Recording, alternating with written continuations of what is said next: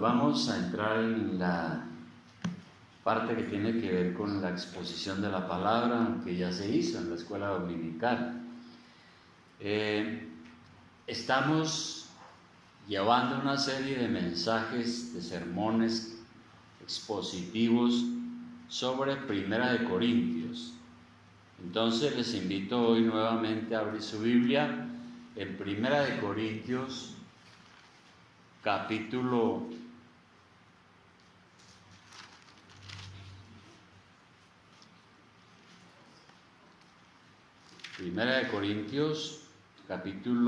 11, y vamos a hablar hoy con la ayuda del Espíritu Santo del versículo 17 al 22. Yo espero, hermanos, que ustedes también hayan, ojalá, sabiendo cuál es el pasaje que sigue cada domingo, ustedes también lo estén examinando. Bien, por la carta que escribe aquí el apóstol Pablo, se ve que había un problema en la iglesia, sobre todo en estos versículos del 17 al 22. Había un problema en la iglesia de Corinto sobre la manera como estaban celebrando la cena del Señor. Y el apóstol entonces busca corregir las anomalías, lo que está defectuoso. La iglesia estaba pasando por encima del orden y el respeto cuando se congregaba. De eso se trata. Y parece que nadie se estaba dando cuenta, y por eso el apóstol quiere corregir esto. Iniciamos entonces leyendo el versículo 17 en sus Biblias. Versículo 17. Dice, en su carta el apóstol Pablo sigue entonces dando su consejo y su exhortación. Dice, pero al anunciaros esto que sigue, no os alabo, porque no os congregáis para lo mejor, sino para lo peor. Pues eso es algo terrible, que nosotros de pronto no nos estemos congregando para lo mejor, sino para lo peor. De manera que vamos a mirar lo que el apóstol dice, y es de lo que él está hablando aquí es de cómo realmente debemos celebrar la cena del Señor. Mostrando unos errores muestra la manera correcta. La primera cosa que surge aquí en estos versículos que vamos a tratar es que la cena del Señor debemos celebrarla como cuerpo de Cristo. Y eso implica entonces preservar la unidad. Nosotros somos el cuerpo de Cristo y venimos a adorar al Señor, pero debemos hacerlo en armonía. Somos hijos de Dios, no hijos del diablo, que es el que le gusta la mentira y la destrucción. Lo más grave que una iglesia puede hacer es reunirse para lo peor. Nosotros y usted debe reunirse es para adorar a Dios y promover la armonía, el amor y la santidad. Cuando una iglesia no hace esto, pues se está reuniendo para otras cosas que no son dignas. O, como dice un dicho popular, cuando no estamos de verdad adorando al Señor y en el espíritu adecuado, estaríamos haciéndolo de morcillas al diablo, dice un dicho popular. ¿Y por qué razón? Tenemos que promover la unidad en la iglesia, porque las divisiones rompen esa unidad. Vamos a leer el versículo 18. Entonces, Pablo le dice a la iglesia, ustedes se están reuniendo no para lo mejor, sino para lo peor. 18. Pues en primer lugar, cuando os reunís como iglesia, oigo que hay entre vosotros divisiones, y en parte lo creo. Es decir, al apóstol Pablo le habían llegado unos mensajes, unas noticias de que la iglesia estaba haciendo unas cosas que no estaban bien. Por ejemplo, esto, él escuchó que en la iglesia habían divisiones. La palabra división viene de una palabra griega que significa cisma, de donde viene la palabra cismático. Un divisionista entonces es un cismático, porque eso quiere decir la palabra. Calvino, el gran reformador, decía que la envidia y el orgullo son la madre de casi todos los cismas. Cuando la iglesia empieza a ver esos pecados, envidia, orgullo, competencia, es la madre de todos los cismas, de todas las divisiones. De manera que se deben evitar las divisiones, porque las divisiones o los cismas escinden el cuerpo de Cristo, es decir, rompen el cuerpo de Cristo. Esta iglesia en Corinto, a la cual Pablo le escribe esta carta, tenía este problema. Y realmente en la Biblia son muchas las amonestaciones para evitar las divisiones. Uno encuentra, por ejemplo, vamos a tener presente 1 Corintios, pero atrás en la carta a los Romanos, en el capítulo 16, Romanos capítulo 16, en el versículo 17, el apóstol cierra su carta a los Romanos con una amonestación. Romanos 16, 17. ¿Qué dice? Al final de la carta casi el apóstol dice lo siguiente: mas os ruego, hermanos, es un ruego, mas os ruego, hermanos, que os fijéis en los que causan divisiones y tropiezos en contra de la doctrina que vosotros habéis aprendido, y que os apartéis de ellos. Porque tales personas no sirven a nuestro Señor Jesucristo, sino a sus propios vientres, y con suaves palabras y lisonjas engañan los corazones de los ingenuos. Entonces aquí Pablo está diciendo a la iglesia, y creo que a nosotros, les ruego que se fijen, que se den cuenta cuáles son los que causan divisiones y son tropiezos en la iglesia, y que los eviten, que los marquen. Ahora, hay algunos factores que generan las divisiones en las iglesias. Hay muchos, pero quisiera señalar unos.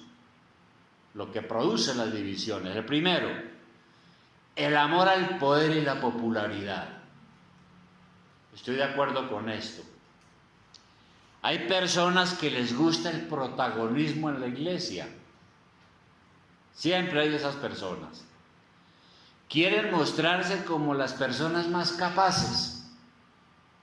Y el día que no se les alabe por su labor, ahí inmediatamente están en la oposición, generando cismas, porque quieren tener el primer lugar. Eso es un factor que puede traer divisiones. Segundo, cuando se cae en el error de mostrar más respeto hacia algún líder que a Jesucristo. Uno encuentra aquí en esta misma carta, y eso ya lo vimos en el capítulo 3, vayamos un poco atrás en el capítulo 3, ahí encontramos que en la iglesia habían algunos líderes. Se creen que habían tres principales. Estaba Pablo, estaba Apolos y otro que se llamaba Cefas. Esos eran los líderes de la iglesia. Pero el problema es que empezaron a ensalzar a uno sobre el otro, la misma iglesia. Y por eso atrás en 1 Corintios capítulo 3, en el versículo 6, Pablo ya había explicado eso, ¿no? Entonces él dice, y leamos desde el 5, 1 Corintios 3, 5, para recordar, dice Pablo, ¿qué pues es Pablo y qué es Apolos? ¿Quiénes son ellos? Servidores por medio de los cuales habéis creído, y eso según lo que a cada uno concedió el Señor. Yo planté, Apolo regó, pero el conocimiento lo ha dado Dios. Así que ni el que planta es algo, ni el que riega, sino Dios que da el crecimiento. Entonces aquí Pablo está diciendo, ¿qué es eso de que ustedes en la iglesia empiezan a formar unos grupos ahí, el uno está a favor del uno y el otro a favor del otro, y es que a mí me gusta fulano y es que a mí no me gusta él, sino me gusta el otro? ¿Quiénes somos nosotros? Simplemente colaboradores de Dios. Eso trae divisiones. Un tercer aspecto es la resistencia a definir la doctrina, que me parece una cosa grave. Hay personas que son enemigas de las definiciones. Son enemigas, por ejemplo, de las confesiones de fe. Les gusta es que la iglesia no tenga precisiones de nada y así pueden creer lo que les plazca. Entonces hay personas que dicen, no, a mí no me gustan esas confesiones de fe. Esas cosas de hombres. Porque no les gusta que se precise en qué realmente uno cree y cuál es la doctrina verdaderamente bíblica. Por ejemplo, hace 8 días nosotros vimos un capítulo sobre el matrimonio y explicábamos que la doctrina bíblica es que el esposo es la cabeza y que hay un orden. Es Dios el Padre, Cristo la cabeza del hombre, el hombre cabeza de la mujer. Pero algunos dicen, no, a mí no me gusta. Eso es doctrina de hombres. Todos son iguales. Pues ahí hay una persona que no le gustan las definiciones doctrinales, las precisiones. Y eso entonces trae dificultades. Y otro caso es sencillamente nuestro orgullo, nuestra ambición, nuestro legalismo, el celo que nosotros tenemos como seres humanos. Entonces empezamos a pensar diferente, a tener nuestras propias opiniones, no estamos buscando la unidad de la iglesia, sino estamos generando dificultades en la iglesia. Eso divide. Menos mal que a veces se superan esas dificultades porque el amor de Cristo debe estar por encima de todo y debe preservar la unión entre nosotros. Bien, sigamos ahora con el versículo 19 de 1 Corintios 11. Entonces Pablo está diciendo, ustedes se están reuniendo para lo peor, porque entre ustedes hay una cantidad de divisiones. ¿Qué es lo que están haciendo? Y luego entonces en el versículo 19 uno encuentra una paradoja.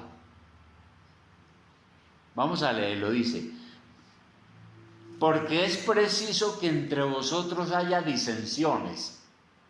Disensiones es lo mismo. Para que se hagan manifiestos entre vosotros los que son aprobados. Una paradoja. ¿Qué es una paradoja? Es algo aparentemente contrario a la lógica. Es cuando uno no entiende algo confuso. A veces es un misterio. Nosotros tenemos un dicho popular que dice, no hay mal que por bien no venga. Eso es una paradoja. Y lo que queremos decir es que hay situaciones malas que a veces resultan en bienes. ¿Cómo es que lo malo a la larga resulta en un bien? Eso solo lo hace Dios. Y hay un versículo, por ejemplo, en Proverbios 16:4 que nos ayuda a entender eso. Proverbios 16:4. Proverbios 16:4. Proverbios 16:4 dice, todas las cosas ha hecho Jehová para sí mismo. Dios ha hecho todo para Él, para su propia gloria. Y luego dice, y aún al impío para el día malo. ¿Cómo así? Que Dios ha hecho al malo para el día malo. Bueno, hay muchos ejemplos en la Biblia. Uno es Judas Iscariote, que se condenó, pero lo usó Dios para algo bueno. ¿Quién entiende eso? La realidad es que Dios es soberano y puede voltear situaciones para bien, aunque nosotros no lo entendemos. Y tenemos otros ejemplos en la Biblia. Recuerden el caso de José. ¿Recuerdan a José en el Antiguo Testamento? Dice la Biblia que los hermanos le tenían envidia y llegaron a venderlo a unos traficantes de esclavos. Y fueron y le dijeron al papá, no, una fiera le salió en el campo y lo mató. Y untaron de sangre la túnica y le dijeron mentiras al papá y le dijeron, no, una fiera se lo comió, pero lo habían vendido como esclavo, ¿no? Qué cosa tan mala, un crimen. Y bueno, José fue a Egipto y allá sufrió terriblemente, estuvo en la cárcel, pero Dios en su gran providencia lo sacó de ahí y lo colocó casi como la mano derecha del faraón. Y después hubo hambre en la tierra y los hermanos tuvieron que ir a Egipto a comprar alimentos, pero no sabían que aquel que habían vendido ahora era casi el faraón. Pero lo más emocionante de esa historia, según el capítulo 45 de Génesis, si lo quieren mirar, Génesis 45, en el versículo 3, está el momento cuando José ante sus hermanos se identifica, porque ya no lo conocían, después de varios años.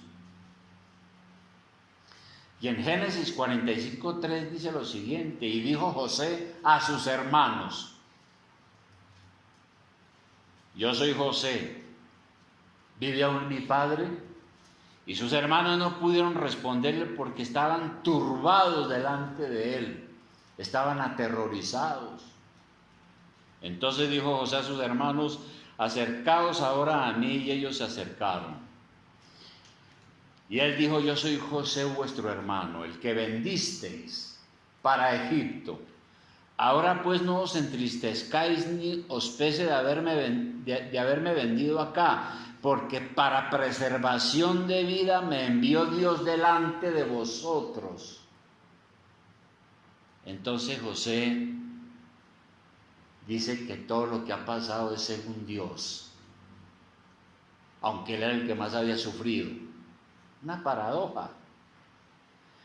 Pues ya ha habido 2 años de hambre en medio de la tierra y aún quedan 5 años en los cuales ni habrá arada ni siega. Y Dios me envió delante de vosotros para preservaros posteridad sobre la tierra y para daros vida por medio de gran liberación.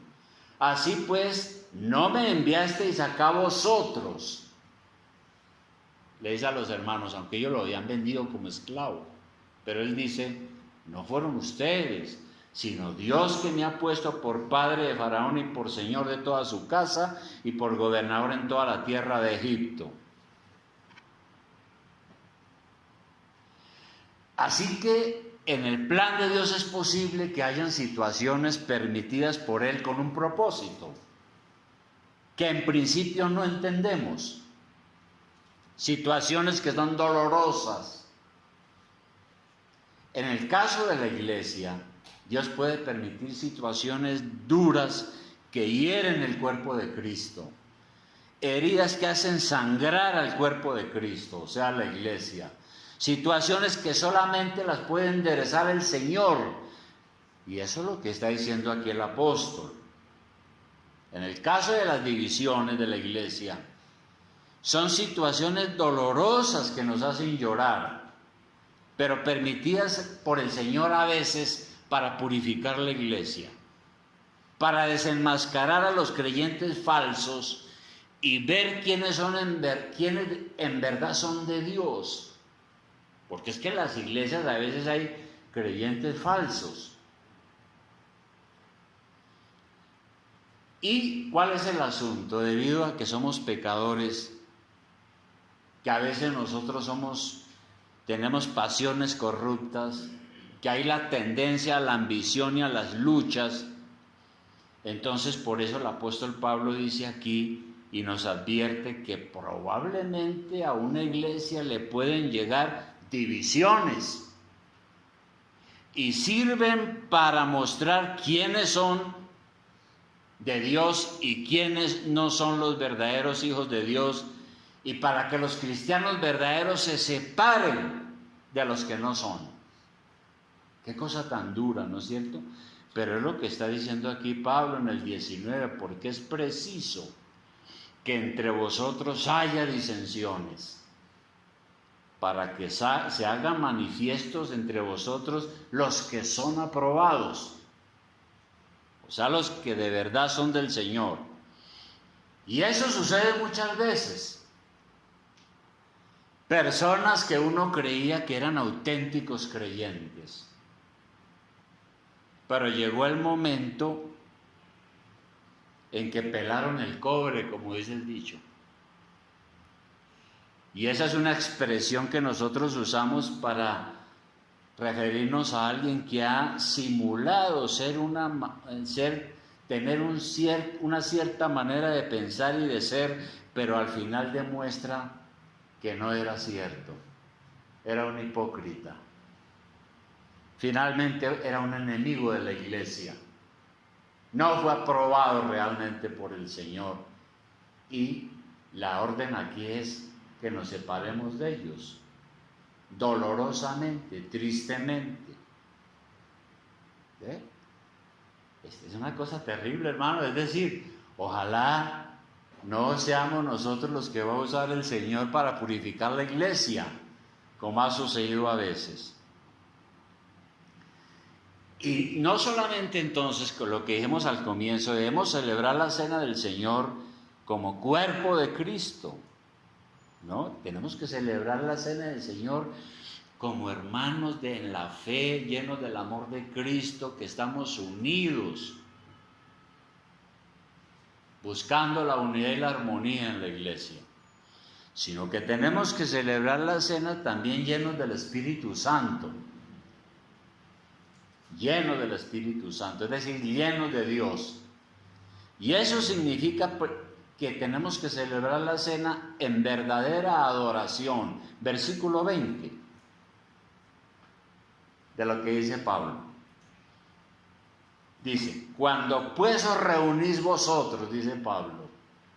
Empieza entonces ahora sí a tratar el tema directamente, después de hablar de las divisiones que perjudican, pero que lamentablemente a veces son necesarias para purificar la iglesia. Luego dice, cuando pues os reunís vosotros, esto no es comer la cena del Señor. Es como si aquí nos llegara la carta del apóstol Pablo y nos dijera, todo lo que ustedes están haciendo no sirve. Ustedes son falsos. Ustedes se están reuniendo para lo peor.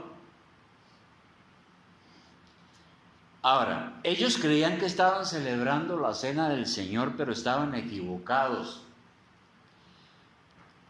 Puede ser que lo que estaban haciendo lo estaban haciendo con una buena intención, pero estaban engañados. Hay un dicho popular que dice, de buenas intenciones está empedrado el camino al infierno. ¿Cuál era el asunto? La iglesia primitiva, o sea, esta iglesia de Corinto y otras, especialmente Corinto, tenía la costumbre de celebrar una cena llamada el agape o ágape, que traduce la fiesta del amor. Eso era una costumbre. Y consistía en que cada creyente traía a la iglesia algo de comida, lo que pudiera, para tener esa comida, esa cena fraternal. Era una costumbre muy buena que promovía la unión. Era una forma de producir y nutrir la verdadera comunión cristiana. Cuando nosotros a veces aquí tenemos un almuerzo o cosas por el estilo, eso nos une. Y es un almuerzo fraternal, es casi lo que se dice, es un agape. Así lo hacía la iglesia primitiva. Era una buena costumbre. Ahora, como en ese mundo en el que estaban en aquel entonces la iglesia, era un mundo muy dividido por diferentes clases sociales, porque estaban los hombres libres, estaban los esclavos, estaban los griegos, que eran gente ilustrada, los bárbaros, que eran como los salvajes, la gente que no hablaba griego, estaban los judíos, los gentiles, estaban los ciudadanos romanos y otras personas de menor categoría, estaban los cultos, los ignorantes. Y cuando ellos se convertían al Señor, la iglesia era el único lugar donde todos los hombres podían reunirse sin importar su clase social. El problema era que en la iglesia se estaban reuniendo no para celebrar la cena como un símbolo recordatorio, sino como una fiesta con abundante comida y bebida. No estaban celebrando la cena como la estamos celebrando nosotros. Y por eso Pablo le dice: ¿ustedes qué es lo que están haciendo? Ustedes deben celebrar la cena con conciencia clara que somos miembros los unos de los otros. ¿Por qué? Como todos llevaban algo de comida fraternal y como en la iglesia había varias clases de personas, entonces se empezaron a formar grupitos en la iglesia. Estaban los que tenían plata y llevaban buena comida. Ellos buscaban compartir lo mismo que llevaban con los de su estrato social. Estaban los pobres, que lo único que podían compartir y llevaban a esa cena eran alimentos de menor valor. Y estaban los esclavos que no llevaban nada, porque eran esclavos. El dueño les dio permiso para ir al culto. Eran esclavos. Y a esta comida la llamaban la Cena del Señor, supuestamente para recordar la muerte de Cristo por los pecadores y su resurrección. Sin embargo, lo que estaban demostrando era un comportamiento egoísta y una falta total del amor de Cristo. El desorden era tal que unos participaban de la comida y otros se emborrachaban, y a otros no le daban nada. Versículo 21. Vamos a leer desde el 20 otra vez.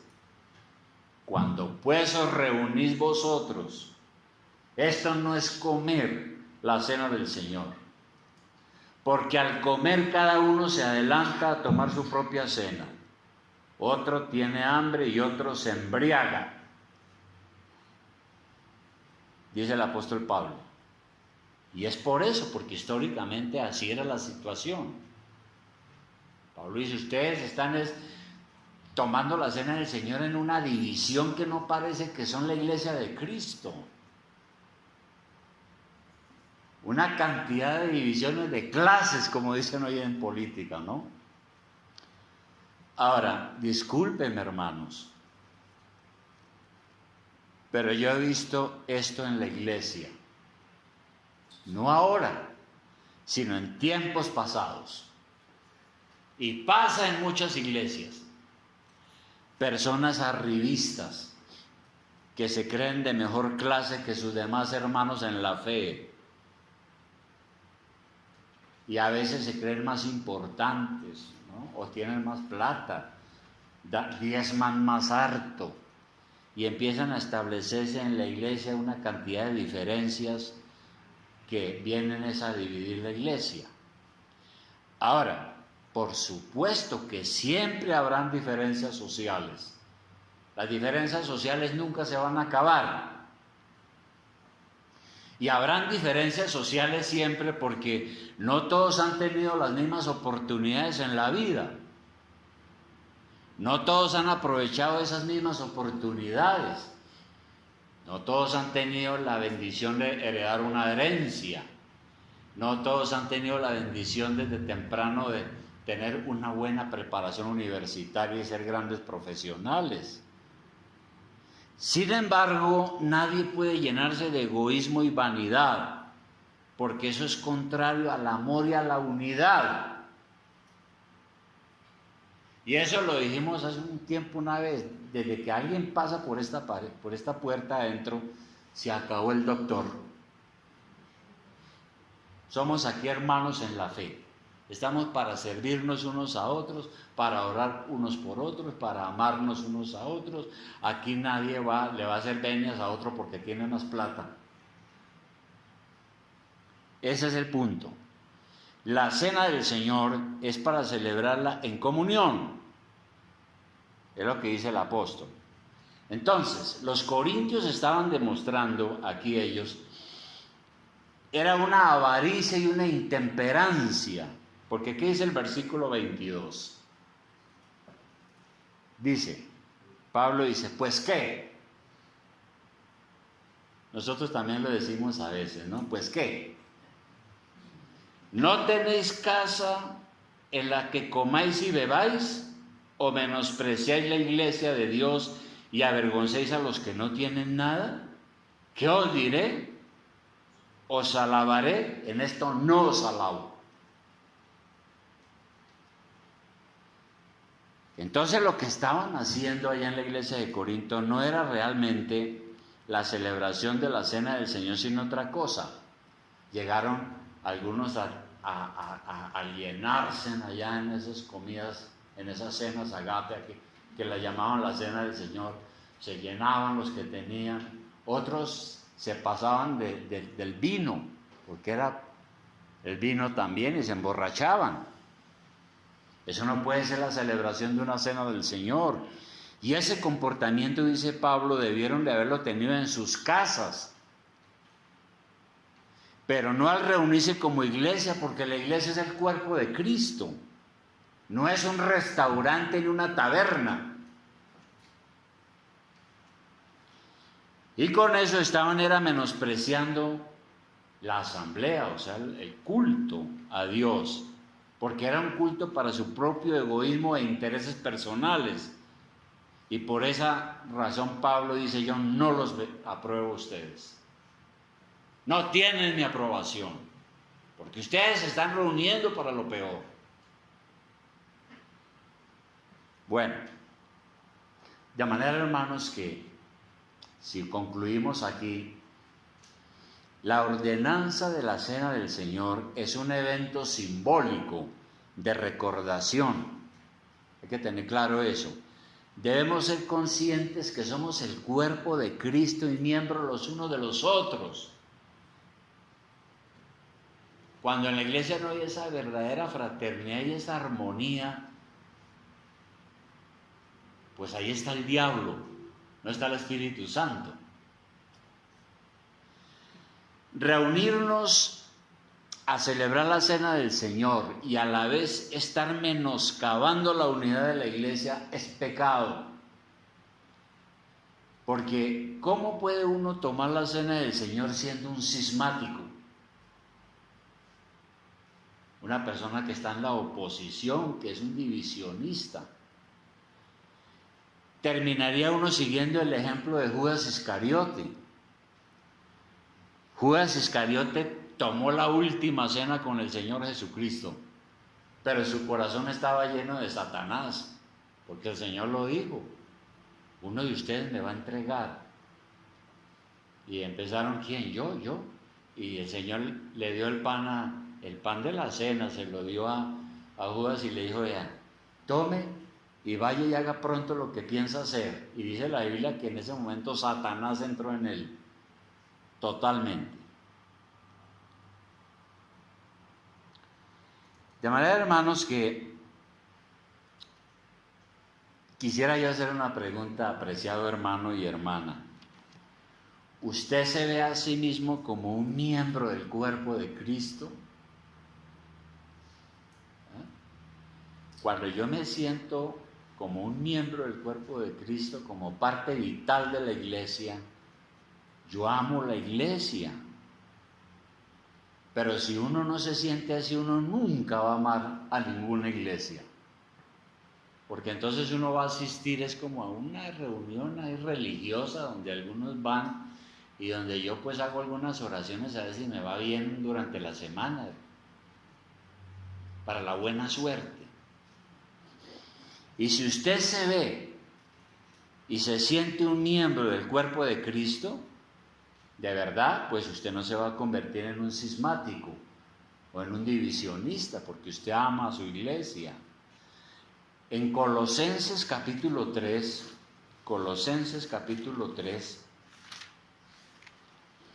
en el versículo 12, quisiera terminar con estos versículos que son una joya que escribió el apóstol Pablo. Una joya bíblica. Colosenses capítulo 3, versículo 12 dice: vestíos pues como escogidos de Dios. Es decir, yo tengo que vestirme como un hijo de Dios, y eso simbólicamente significa tengo que llenarme de Dios, llenarme del Espíritu Santo, confesar mis pecados y vivir en paz con Dios. Vestíos pues como escogidos de Dios, santos y amados, de entrañable misericordia, de benignidad, de humildad, de mansedumbre, de paciencia, soportándoos unos a otros y perdonándoos unos a otros si alguno tuviera queja contra otro, que es lo que a veces no sucede en las iglesias, con algunos, ¿no? No son capaces de perdonar y de buscarle una solución a las dificultades. A veces hay diferencias entre nosotros, pero no las arreglamos en el amor de Cristo. De la manera que Cristo os perdonó, así también hacedlo vosotros. Y sobre todas estas cosas vestidos de amor, que es el vínculo perfecto. Es el vínculo lo que nos une, el amor de Cristo. Y la paz de Dios gobierna en vuestros corazones, a la que asimismo fuisteis llamados en un solo cuerpo, y sed agradecidos, dice el apóstol. Así que, hermano, ame su iglesia, sirva al Señor sin intereses personales. Aquí no nadie buscamos ningún interés personal. Aquí todos, algún día nos vamos a morir y viene otra generación, hermano. Y tenemos que dejarles, es una iglesia sólida, unida en el amor de Jesucristo, no un montón de problemas, como dicen algunos. Pero hermano, esa es la tarea que todos tenemos, ¿no? Los miércoles oramos y decimos, oremos por la unidad de la iglesia, oremos por los hermanos, oremos por la fraternidad. Tenemos que seguirlo haciendo. Y usted no se deje tentar, hermano. Si alguna vez hay algo que aquí no le gusta, alguna diferencia, no empiece por ahí a llevar chismes y a hablar mal con amarguras, porque se convierte en un cismático.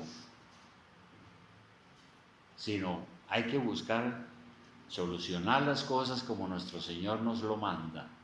Vamos a orar.